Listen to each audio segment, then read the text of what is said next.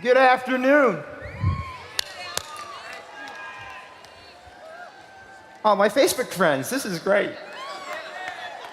Just a quick few minutes, I want to tell you how I began this journey from no money in Market America to $25,000 earned in 4 weeks, executive director money.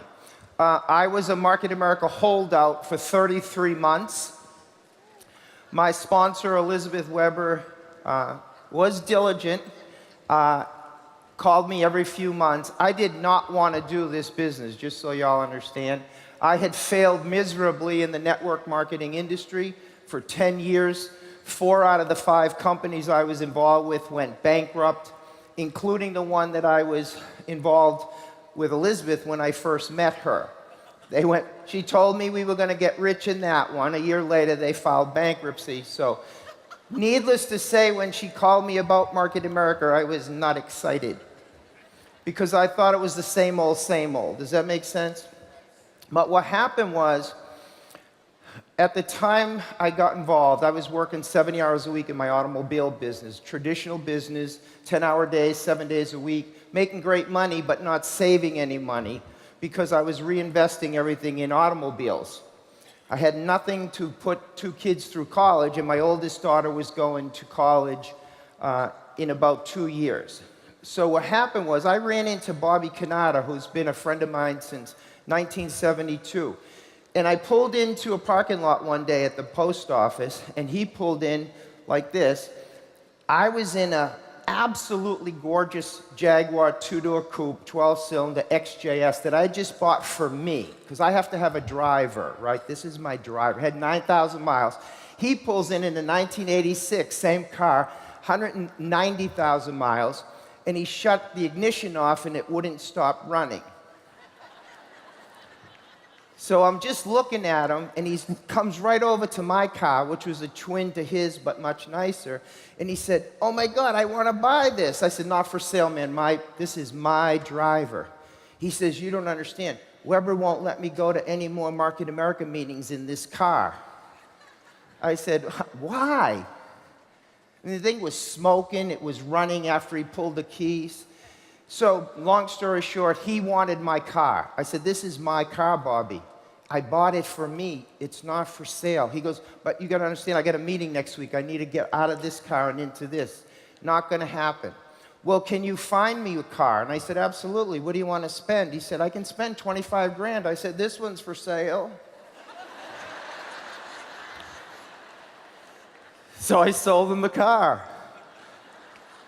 I'll just go buy another one. But anyway, next day, he's in my driveway, comes over with a shopping bag full of money, and I'm counting the $100 bills, and his cell phone rings. He says, "Hey, baby." I said, "Who's that?" He says, "It's Weber." And that's when I realized this was going to pay for my college education for my 2 daughters. It was at that moment that I knew. So I said, "Give me the phone." So I grabbed the phone, and I said, "Hey, Betty, how's it going?" And she said, "It's Elizabeth."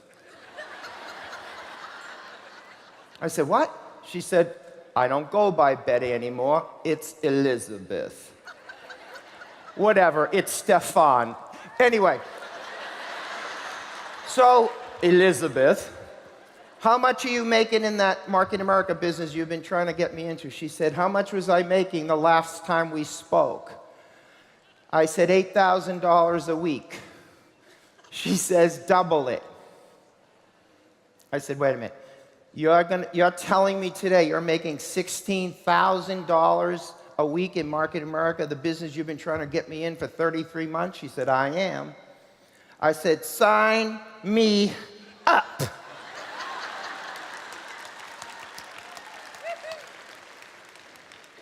I figured she's making $16,000. We never made any money in that other deal. She's making 16 grand a week in this. I know I can make 300 a week. I know I can. Is that an intelligent assumption on my part? I know I can make $300 a week. That's why I got in this business. $300 a week. My daughter was just getting out of sophomore year in high school. I had 24 months to put a business, a Market America business in the bank, checks in the bank, I wanted to make $300 a week for 2 years. I'd have $30,000 in my kids' college fund account. I was going to write the check for her freshman year and talk her out of it sophomore year. That was my plan. Problem, she screwed up the plan. I spent $2,500 to register my business. When I was all done, Elizabeth said to me, "Oh, we forgot your tickets." Tickets for what? She said, "Convention." I said, "When is convention?" She said, "In 9 weeks."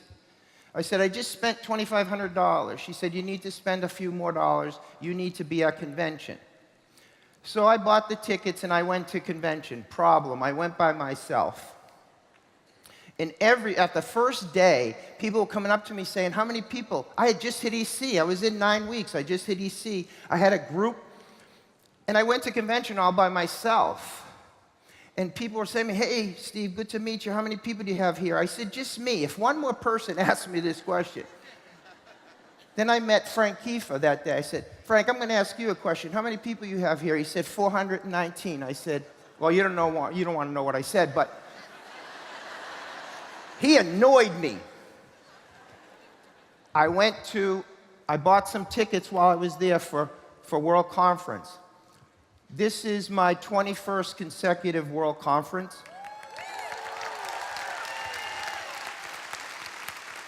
Last August was my 21st consecutive international convention. I've never missed an event in over 20 years, never missed. You can't afford to miss these. Look at what you learned yesterday and up to right now today. So what happened was, while I was at that convention and everybody was annoying me with the numbers of people they brought, I said, "I'm coming back next World Conference in 6 months with people."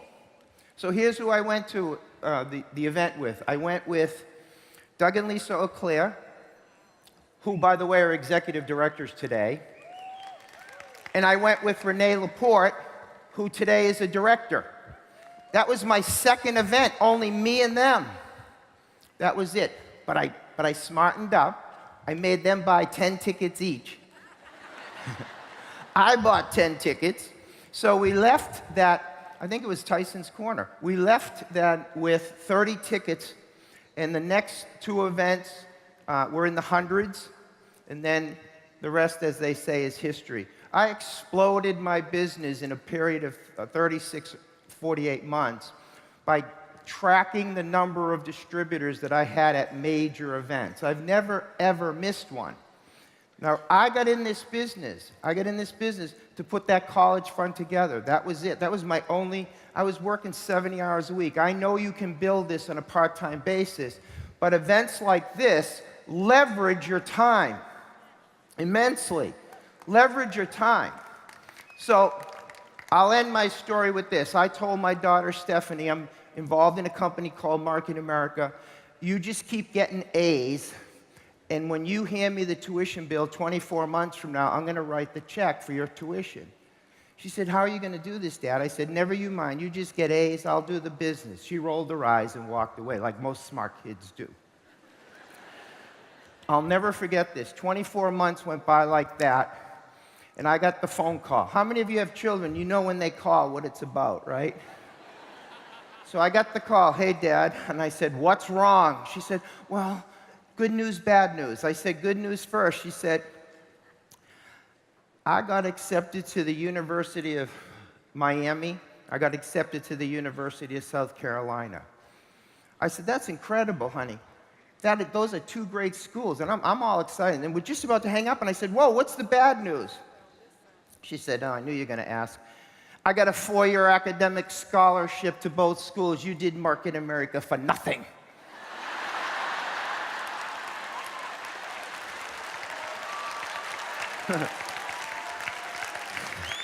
Not really. The week I got that phone call from Stephanie, I hit my 4th qualifying week for National Supervising Coordinator. $10,000 earned in 4 weeks. Every single Market America check was in that college fund for the kids account that I had started 2 years earlier.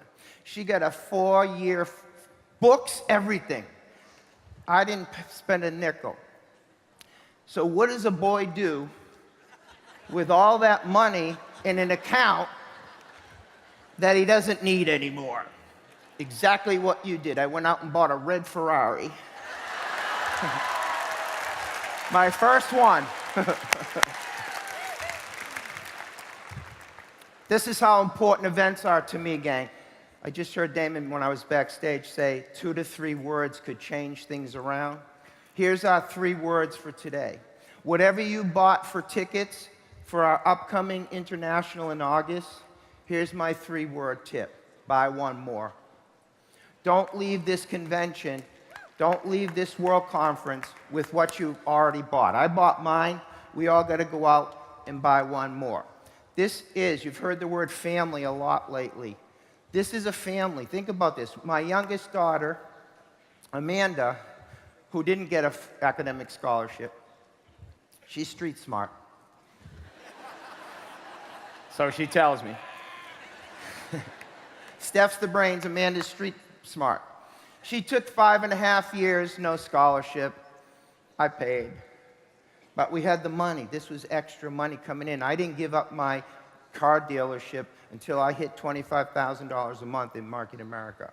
I ran 2 parallel 6-figure. Last year was my 17th consecutive year at a 6-figure income that this company's paid me. Crazy. We talk about residual income, but let me tell you, gang, you have to build something first to have it be residual. You got to build it first for it to keep coming in. My daughter Amanda's involved in the business, not yet Stephanie. She's coming in this year. I met my fiance Christina Knight in the business. That's how we met as a distributor. This is more than the 12 hours a week. I know we talk about 2 to 3 years, 12 hours a week. This is huge, huge, huge stuff. You gotta build it one time in your life and reap the rewards forever and never, never. And I believe your fastest way to 6 figures, not just 1 year, for life and beyond. This is a willable asset. My 2 kids are getting this. Not in the near future, but someday. They keep improving OPC3, they're never getting it. But you gotta build it one time, and your fastest way to growth is leverage this event. I got a lot of people here.